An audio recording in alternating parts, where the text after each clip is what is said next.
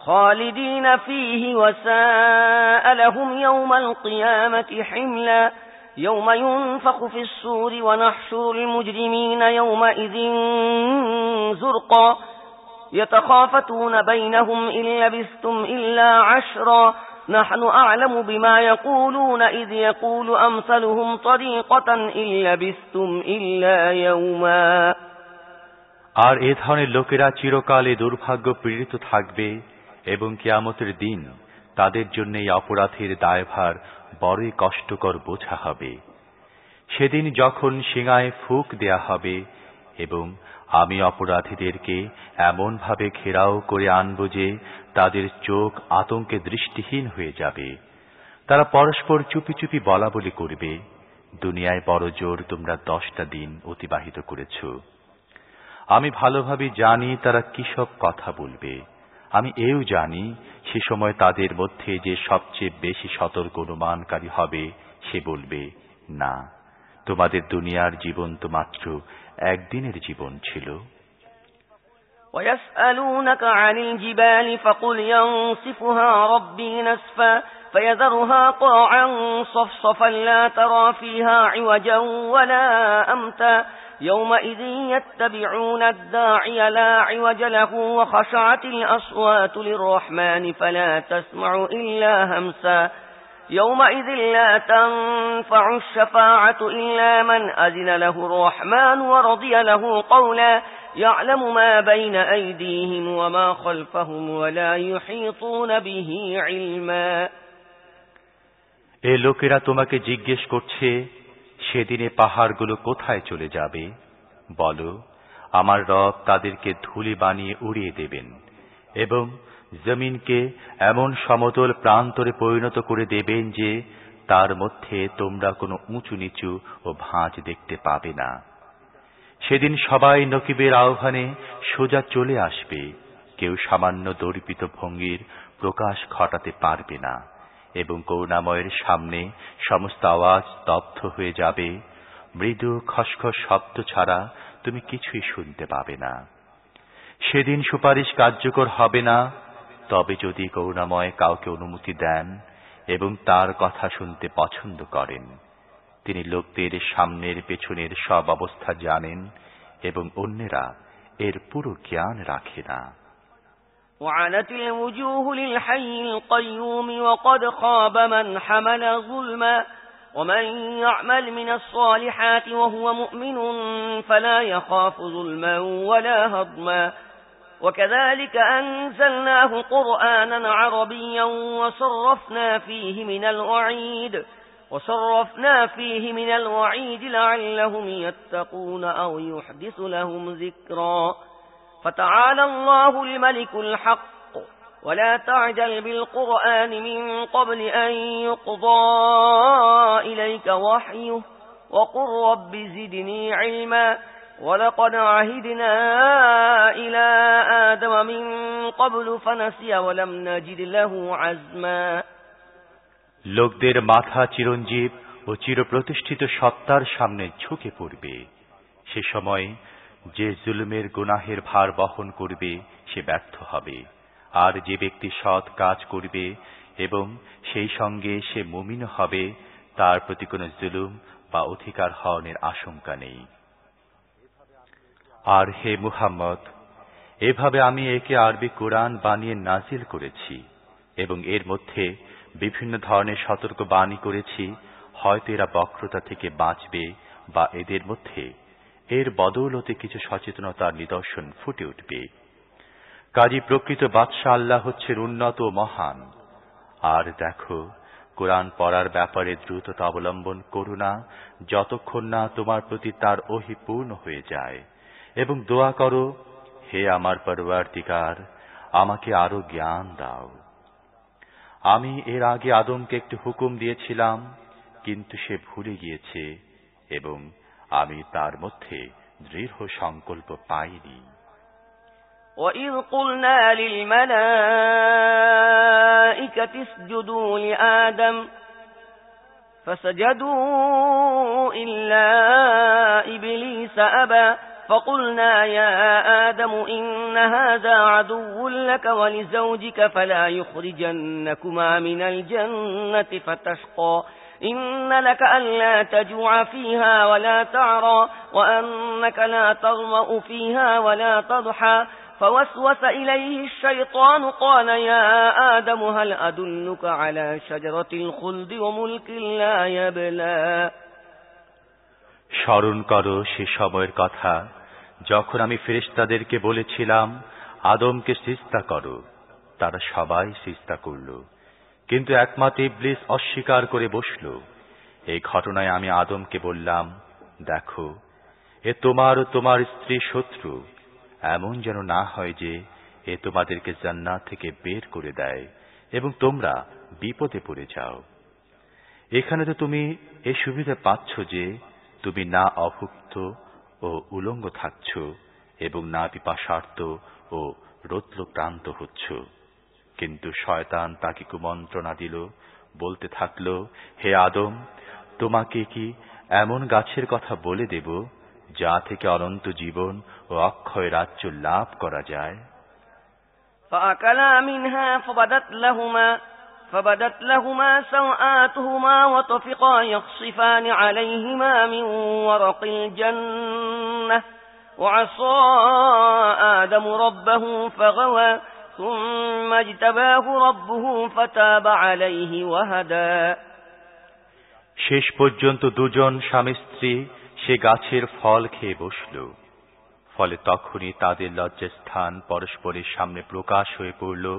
এবং দুজনাই জান্নাতের পাতা দিয়ে নিজেকে ঢাকতে লাগল আদম নিজের রবের নাফরমানি করল এবং সে সঠিক পথ থেকে সরে গেল তারপর তার রব তাকে নির্বাচিত করলেন তার তওবা কবুল করলেন এবং তাকে পথ নির্দেশনা দান করলেন قال اهبطا منها جميعا بعضكم لبعض عدو فإما يأتينكم مني هدى فمن اتبع هداي فلا يضل ولا يشقى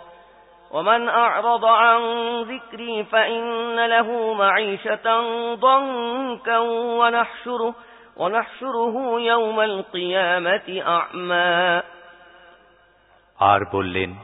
তোমরা উভয় পক্ষ অর্থাৎ মানুষ ও শয়তান এখান থেকে নেমে যাও তোমরা পরস্পরের শত্রু থাকবে এখন যদি আমার পক্ষ থেকে তোমাদের কাছে কোনো নির্দেশ নামা পৌঁছে যায় তাহলে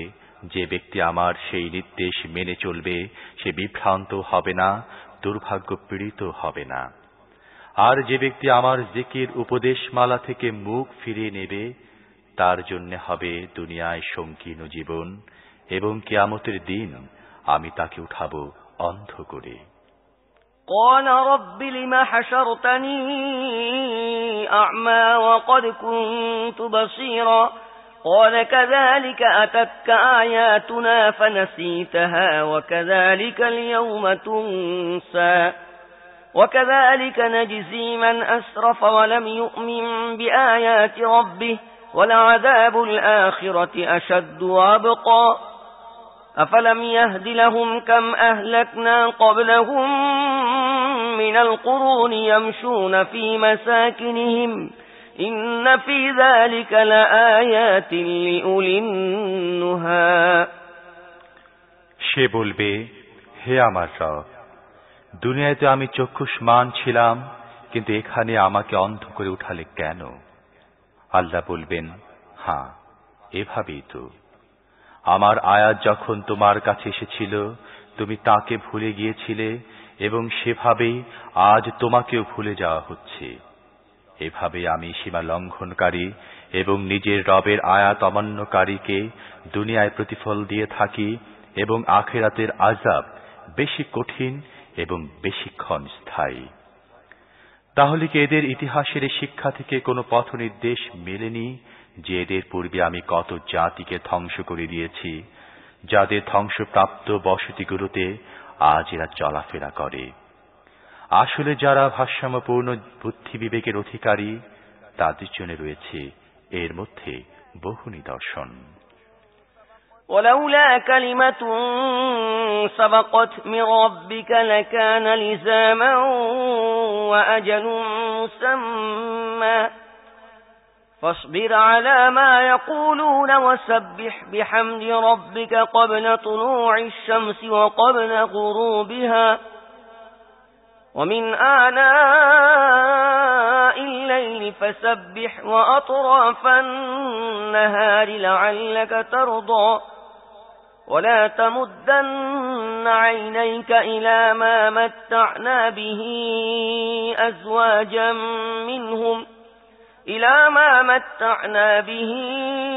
أزواجا منهم زهرة الحياة الدنيا لنفتنهم فيه ورزق ربك خير وأبقى যদি তোমার রবের পক্ষ থেকে আগে একটি সিদ্ধান্ত না করে দেয়া হতো এবং অবকাশে একটি সময়সীমা নির্ধারিত না করা হতো তাহলে অবশ্যই এরও ফয়সালা চুকিয়ে দেয়া হতো। কাজী হে মুহাম্মদ, এরা যেসব কথা বলে তাতে সবর করো এবং নিজের রবের প্রশংসা ও গুণ কীর্তন সহকারে তার পবিত্রতা ও মহিমা ঘোষণা করো সূর্য উদয়ের আগে ও তার অস্ত যাবার আগে, আর রাত্রিকালের প্রশংসা ও মহিমা ঘোষণা করো এবং দিনের প্রান্তগুলোতেও। হয়তো এতে তুমি সন্তুষ্ট হয়ে যাবে। আর চোখ তুলেও তাকাবে না দুনিয়াবী জীবনের শান শওকতের দিকে, যা আমি এদের মধ্য থেকে বিভিন্ন ধরনের লোকদেরকে দিয়ে রেখেছি। এসব তো আমি এদেরকে পরীক্ষার মুখোমুখি করার জন্য দিয়েছি, এবং তোমার রবের দেয়া হালাল রিজিকি উত্তম ও অধিকতর স্থায়ী। وَأْمُرْ أَهْلَكَ بِالصَّلَاةِ وَاصْطَبِرْ عَلَيْهَا لَا نَسْأَلُكَ رِزْقًا نَحْنُ نَرْزُقُكَ وَالْعَاقِبَةُ لِلتَّقْوَى নিজের পরিবার পরিজনকে নামাজ পড়ার হুকুম দাও এবং নিজেও তা নিয়মিত পালন করতে থাকো। আমি তোমার কাছে কোনো রিজিক চাই না, রিজিক তো আমি তোমাকে দিচ্ছি এবং শুভ পরিণাম তাকওয়ার জন্যই। وقالوا لولا يأتينا بآية من ربه أولم تأتهم بينة ما في الصحف الأولى ولو أنا أهلكناهم بعذاب من قبله لقالوا ربنا لولا أرسلت إلينا رسولا فنتبع آياتك من قبل أن نذل ونخزى قل كل متربص فتربصوا فستعلمون من أصحاب الصراط السوي ومن اهتدى صدق الله العظيم তারা বলে, এই ব্যক্তি নিজের রবের পক্ষ থেকে কোন নিশানি মুজিজা আনে না কেন? আর এদের কাছে কি আগের সহিফাগুলোর সমস্ত শিক্ষার সুস্পষ্ট বর্ণনা এসে যায়নি? যদি আমি তার আসার আগে এদেরকে কোনো আযাব দিয়ে ধ্বংস করে দিতাম, তাহলে আবার এরাই বলতো, হে আমাদের প্রতিপালক, তুমি আমাদের কাছে কোনো রাসূল পাঠাওনি কেন, যাতে আমরা লাঞ্ছিত ও অপমানিত হবার আগেই তোমার আয়াত মেনে চলতাম? হে মুহাম্মদ, এদেরকে বলো, সবাই কাজের পরিণামের প্রতীক্ষায় রয়েছে, কাজী এখন প্রতীক্ষারত থাকো। শীঘ্রই তোমরা জানতে পারবে কারা সোজা সঠিক পথ অবলম্বনকারী এবং কারা সৎ পথ পেয়েছে। আমানতু বিল্লাহ।